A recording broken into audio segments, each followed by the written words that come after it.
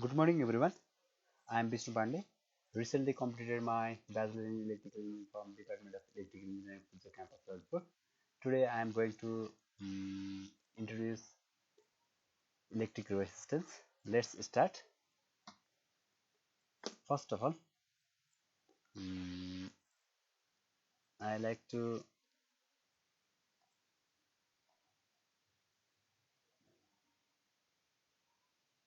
inter- I like to give my outline of my lecture. First of all, we will introduce the what is resistance. Then we will define the definition of resistance and its property. We will derive the mathematical relation, and finally we will solve the some numerical problem, which are multiple choice based. Let's move ahead. What is resistance? Resistance भनेको नेपालीमा अवरोध हो. अवरोध भनेको कुनै पनि वस्तु हिँडिरहेको छ, कुनै पनि तरल पदार्थ बगिरहेको छ, लिक्विड फ्लो भइरहेको छ भने त्यसलाई बग्न अथवा हिँड्नलाई अपोजिसन फ्याक्टर जसले क्रिएट गर्छ त्यो नै रेजिस्टेन्स हो. यहाँ हेरौँ, यो पाइपमा वाटर फ्लो भइरहेको छ, स्मुथ पाइप छ, यसको रेजिस्टेन्स कम भयो भनेको वाटर सजिलै फ्लो हुन सक्छ. तर in second case we can see that there is a bending or narrow pipe, so that there is more resistance and water, mm, the flow of water is opposite due to more resistance. So we can say that the act of fighting against something that is attacking you or refusing to accept something is resistance. भनेको जसले तिमीलाई refuse गर्छ अथवा oppose गर्छ त्यो नै resistance हो. तिमी हिँडिरहेको बेला तिमीलाई ठेस लाग्यो भने त्यो ढुङ्गा चाहिँ तिमीलाई अपोजिसन फ्याक्टर हो. तिमी अगाडि जान तानिरहेको छौ र कसैले नजा भनेर पछाडि तानिरहेको छौ भने तिमीलाई त्यसले अपोज गर्यो वा धक्कल्यो भने त्यो रेजिस्टेन्स हो.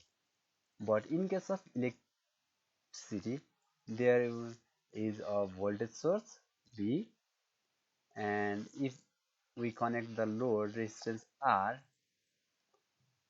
then current I flows through the circuit. Higher the value of resistance R, it causes more opposition, so that the flow of current will be low. So we can say that resistance opposes the flow of current in the electric circuit. Also, I have written in the slide that it is the property of substance or material that opposes or resists the flow of electricity or flow of electron or current. The flow of electron per unit time is electricity, so that we can say that resistance of electric circuit is the property of material that opposes the flow of current. The unit of resistance is ohm. It is from name of German mathematician George Simon Ohm.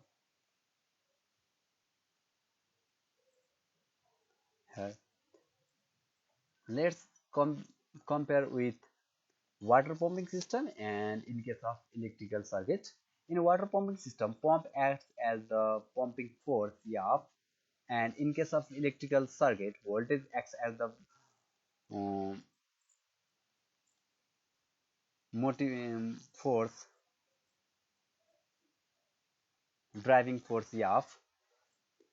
In the water pumping system, the water flows through the pipe, and in this case there is bending of pipe, so that there is a restriction of flow of water, so that higher the higher the bending, higher will be the resistance, and it makes the flow of water more complicated and difficult to flow of water.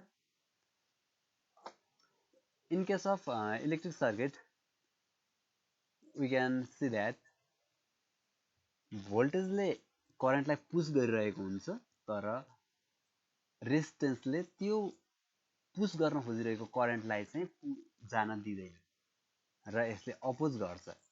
त्यसैले हामीले वाटरमा यो bending water flow सिस्टममा बेन्डिङलाई resistance लिन सक्यौँ र यसलाई electrical सर्किटको ओम्सलाई हामीले resistance लिन सक्यौं यो चाहिँ जेनरलाइज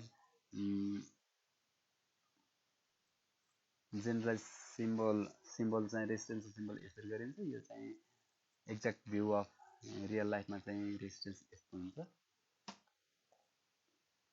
ल अफ रेजिस्टेन्स भन्दा रेजिस्टेन्स केमा डिपेन्ड गर्छ भनेर डिराइभ गर्छ नि the resistance of a conductor depend on the is directly proportional to length of the conductor भनेको जति धेरै लेन्थ भयो त्यति धेरै रेजिस्टेन्स बढी हुन्छ because higher the length of the conductor the current should flow the higher length so it resistance increases भनेको जति धेरै करेन्ट ट्राभल गर्न लामो लेन्थमा ट्राभल गर्नुपर्छ त्यति नै रेजिस्टेन्स बढ्छ इलेक्ट्रिक मोसनलाई मैले यो डट देखाएँ and inversely proportional to cross sectional area A भनेको क्रस सेक्सनल एरिया सानो भयो भने सानो एरियामा करेन्ट फ्लो हुन गाह्रो हुन्छ कम्पेरिजन विथ द ठुलो एरियाको कन्डक्टर सो रेजिस्टेन्स सानो एरियामा धेरै हुन्छ अनि थर्डमा चाहिँ नेचर अफ मटेरियल यो कस्तो टाइपको नेचर हो कन्डक्टर हो सेमी कन्डक्टर हो अर इन्सुलेटर रेजिस्टेन्सको भ्यालु त्यसमा डिपेन्ड गर्ने भयो र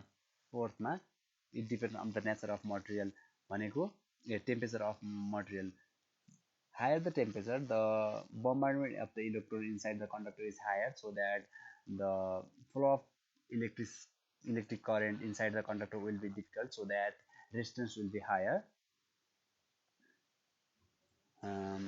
माथि लेखेका पोइन्टहरुलाई मैले जेनरलाइज गरेर लेख्दा चाहिँ r is directly proportional to l by a हुनुभयो एन्ड एउटा प्रोपोर्सनल कन्स्टेन्ट रो राखे रो भनेको चाहिँ स्पेसिफिक रेजिस्टेन्स अफ मटेरियल हो यसलाई मैले अहिले डिफाइन गर्छु यसलाई also known as the resistivity पनि भनिन्छ यो सर्किटमा मैले हामीले के देख्न सक्छौँ भने यसको लेन्थ बढाउँदै जाँदा यसको रेजिस्टेन्स बढ्ने भयो र क्रस सेक्सनल एरिया घटाउँदै जाँदा यसको रेजिस्टेन्स बढ्ने भयो larger the length higher will be the resistance and smaller the cross sectional area higher will be the resistance ल एउटा क्वेशन हेरौँ what will be the resistance of the conductor when it is stretched to twice of its original value भनेको एउटा conductor छ मसँग त्यो कन्डक्टरलाई मैले stage गरेर twice of its original value ल्याएँ भने त्यसको रेजिस्टेन्समा के फरक आउला यो क्वेशनलाई चाहिँ हामीले जेनरलाइज कसरी लेखौँ भने if a conductor is stretched to n times of its original value then what will be the its resistance भन्दा भनेको l2 equal to twice of l1 छ यो क्वेशनमा भने हामीले एउटा जेनरलाइज डिराइभ गरौँ l2 equal to n times of l1 derive गरौँ र r2 r1 मा रिलेसन डिराइभ गरौँ जसले गर्दा जुनसुकै क्वेशन पनि सल्भ गर्न सकिन्छ ल कन्डक्टरलाई कन्ट्याक्ट गरे अथवा एक्सपान्ड गरे स्ट्रेच गरेर भने त्यो कन्डक्टरको भोल्युम चाहिँ सेम हुने भयो v1 equal to v2 v1 equal भनेको a1 into l1 and v2 भनेको a2 into l2 Let's derive the generalized mathematical expression. If the wire is stretched to n times its original value, then L2 is equal to n times of L1.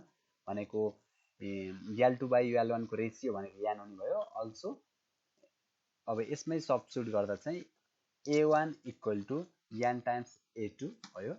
अब R equal to rho L by A हामीलाई resistance को relation थाहा छ अनि हामीले ratio Liam r2 upon r1 भनेको l2 by a2 and l1 by a1 को relation l2 by l1 को ratio into a1 by a2 को रेसियो l2 by l1 को रेसियो हाम्रो इक्वेसन 2 बाट आयो जसको भ्यालु n हो र a1 by a2 को रेसियो इक्वेसन 3 बाट आयो र n यो भनेको n स्क्वायर a1 r1 हुँदो रहेछ भनेको if we stretch the conductor n times is to its original value then resistance of conductor changes to n square times its original value भनेको यसमा twice times stretch गरेको छ भने हामीले यसको न्यू रेजिस्टेन्स भनेको चाहिँ 4r हुने भयो option C is correct now let's move another question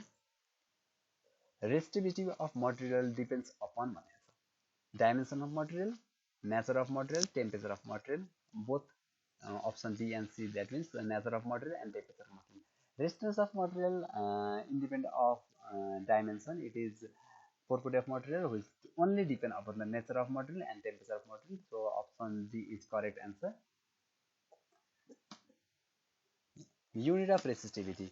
Resistance is equal to R rho by A. Then we can say that rho equal to RA by L. Resistance, unit of resistance is ohm. Resistance of area is meter square, and resistance of length is length. So resistance of resistivity is ohm meter or ohm cm. Either it may be ohm meter or ohm cm.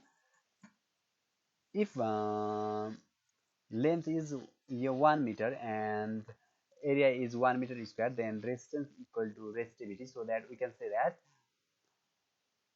conductor resistance of conductor having unit length and unit cross section area is resistivity. Thus, the resistance of the conductor having unit length and unit cross section area is resistivity. Let's solve another numerical. A coil consists of 2000 ton of copper having cross section area 0.8 mm square, 80 mm square, and the mean length per ton is 80 cm and resistivity of copper is 0.02 micro ohm meter. Find the resistance of coil. Then we have R equal to rho L by A, but the total length of the conductor is number of turns n times length per unit turn. That means 80 cm into 2000 turn. It gives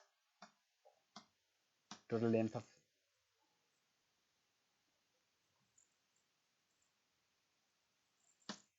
coil, and area of coil is 0.8 mm square. एउटा mm लाई मिटरमा लाँदा 10 to the power minus 3 ले into गर्नु पर्यो, अर्को mm लाई मिटरमा लाँदा 10 to the power minus 2 overall 10 to the power minus 6 र हामीलाई रोको भ्यालु गिभन छ र सब्स्टिट्युट गर्दा चाहिँ आन्सर अप्सन डी आउँदो रहेछ. Another question. A piece of silver wire has resistance of 1 ohm. What will be the resistance of aluminum wire of 1/3 if 1/3 the length and 1/3 the diameter if the specific resistance of aluminum is 30 times the silver? We have given that L2 equal to 1/3 of L1 and D2 equal to 1/3 of D1 and rho 2 equal to 30 times rho 1. Then we have ratio R2 by R1.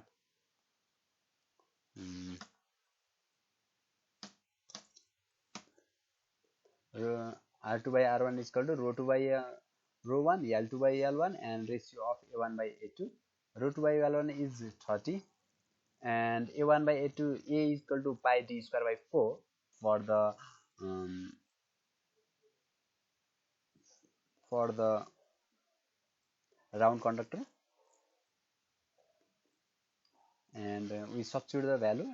Rho 2 by rho 1 is equal to 30 and L2 by L1 equal to 1 upon 3 and A2 by A1 or D1 by D2 को D2 overall square equal to 3 square. That means D1 by D2 equal to 3 from this. Then ratio is 90 ohm. That is option D is correct. Then let's see another question also. 1 km of wire having diameter of 11.7 mm and resistance of 0.031 ohm is drawn so that diameter becomes 5 mm. What will the resistance become? That means initially it has the diameter of 11.7 mm and finally it becomes the 5 mm diameter. Then what will be the resistance? And then we have to consider the case of V1 equal to V2 so that volume remains constant when conductor is status contact. It is in case of contraction case, and we have the A1 and L1 equal to A2 L2. L2, and we can obtain the ratio of L1 by L2 equal to A2 by A1, and A1 A is equal to pi d square by 4, and subsequently we can obtain the relation